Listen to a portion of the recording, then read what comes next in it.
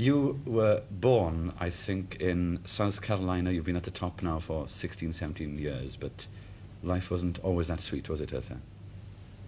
Well, being born on a cotton plantation in the South, and being poor, in that way, no, it was not very easy, because I remember times when we didn't have anything to eat for what seemed like an unsurmountable amount of time, and we had to rely on the forest and whatever we could dig out of the ground, such as weeds, or a kind of grass, I remember, that had a kind of onion growing at the bottom of it.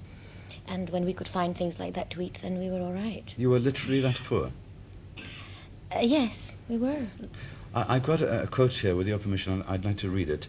You said, my mother gave me away at the age of 5, and if my mother gives me away, she doesn't want me. So why should anybody want me? Well, I think that when a mother gives a child away, according to the way I feel, as you were asking me that question, it is true. I have always lived with a feeling that if my mother gave me away, as I feel anyone would feel if one's mother gave you away, that means that the most important person in the world didn't want you. Whatever the reasons might have been, I think that there are many explanations I can make for my mother giving me away.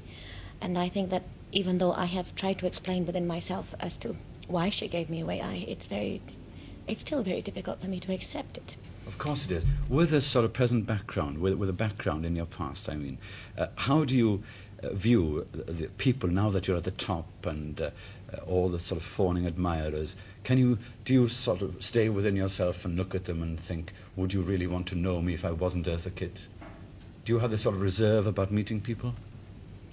Yes, I think because of a fear that you have, that whomever comes into your life, you're wondering if they really like you enough not to give you away, even after they get to know you.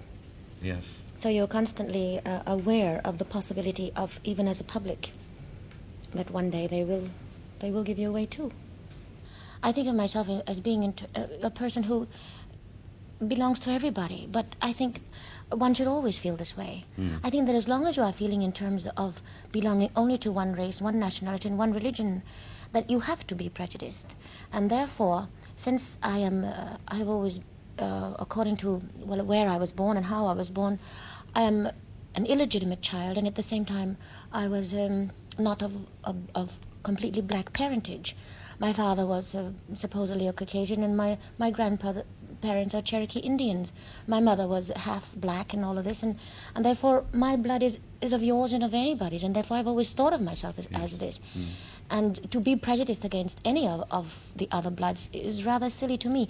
Even if I was born absolutely black, I think that I would still feel the same way, because particularly since I have been in a position to do a lot of traveling and to see the trials and tribulations of races against races around the world, I don't think that it's healthy naturally, and I think that religion is somewhat guilty of this, and economics mainly is the most positive thing that I can think of that causes racial prejudices and also religious prejudices.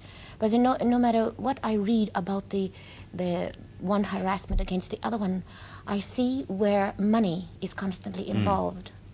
Yes. So I think that when we are able to recognize that no matter what the color or religion you belong to, that you are capable of gaining as much as the next person can, no matter what race or religion he belongs to, I think the situation will be much healthier.